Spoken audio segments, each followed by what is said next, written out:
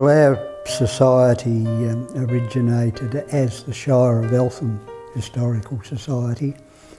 It was the initiative of Councillor Caris Pelling, who was earlier than that was involved in the relocation of Shillinglaw Cottage.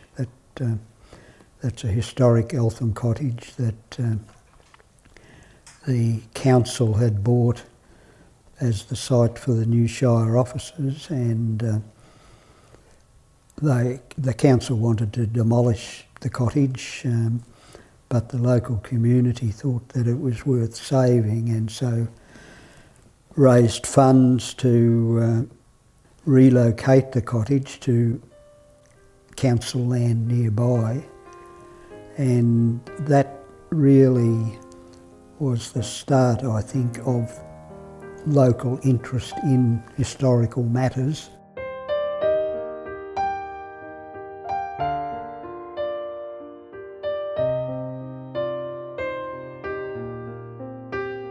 My earliest memories of the Shillinglaw Cottage precinct is the cottage standing there in fairly open area with the 3 cypress trees beside it, which are still there, and the whole area was lightly treed, and then you had the road, such as it was, track going down to the Central Park at the side. In 1967, Caris Pelling organised a public meeting to form a Shire of Eltham Historical Society. She was quite adamant that it was to be the Shire of Eltham, because she was a Shire councillor, I suppose. Having decided that there should be such a meeting, sent out a letter to people she knew were interested, and also had a notice put in the local paper. So that public meeting was held in June 1967. It resolved to form a society, and an interim committee was appointed. And after the committee had sort of considered it for some months, in October, the first meeting of the society was held. So in October 1967, the Shire of Eltham Historical Society was formed. The society has had quite a number of achievements over the years, since 1967. Probably the first one, although it was not an initiative of the society, it was an initiative of the Eltham Shire Council, is the production of Pioneers and Painters. That's this book here. This was written by Alan Marshall, and the society did most of the research for the book, and then it was financed by the council.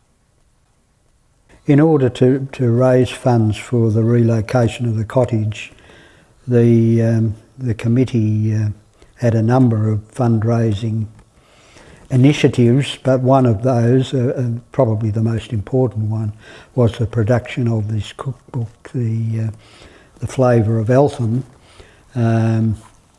These recipes were put together from local people, and it was a very productive initiative. Raised a lot of money. One of the people involved in that was a present member of our society, Diana Bassett-Smith. Between her and Caris Pelling, they were really the driving forces behind the fundraising activities.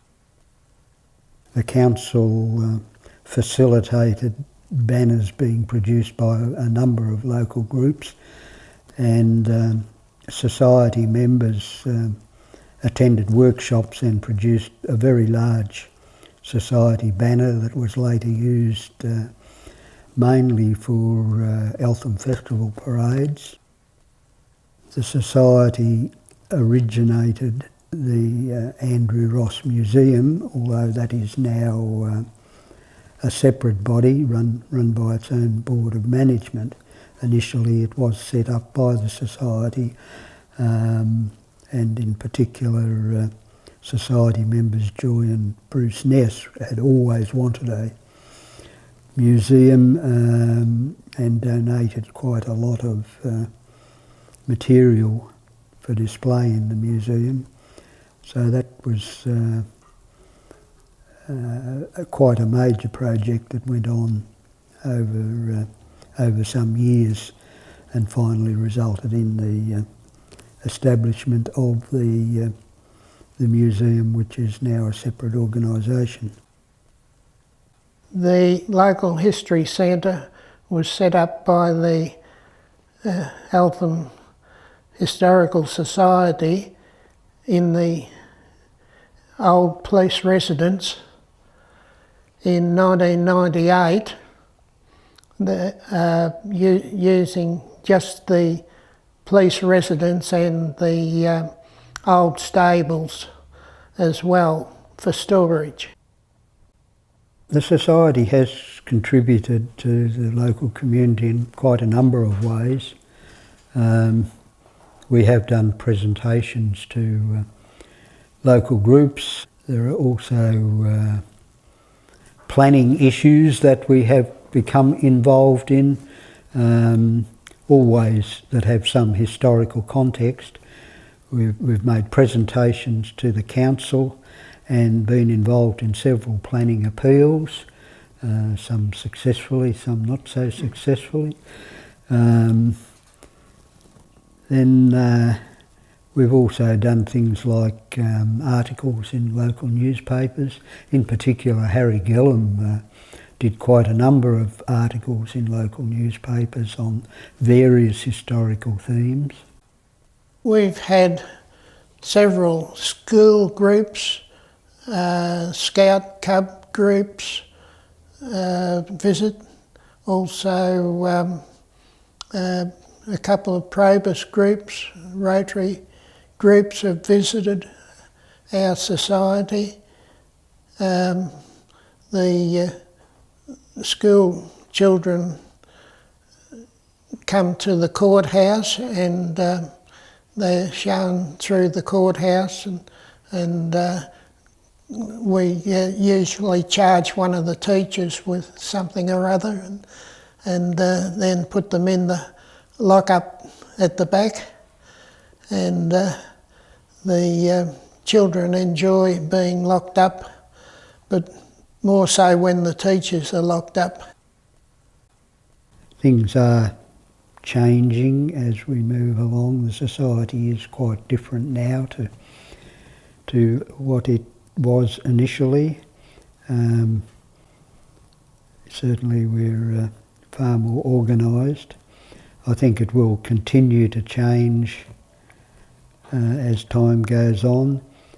Hopefully there will be some younger people come along to rejuvenate the society. We're probably already seeing that occur to some extent. So I think the society's got a pretty good future. Doug, you got any thoughts on how we're going? Well, my thoughts are that we came in with nothing, and we have progressed so far with the history of the Shire and the district and photographs of it, as well as writings, and hopefully It's all changing now to being computerised, and in the future that it'll be of value to our descendants.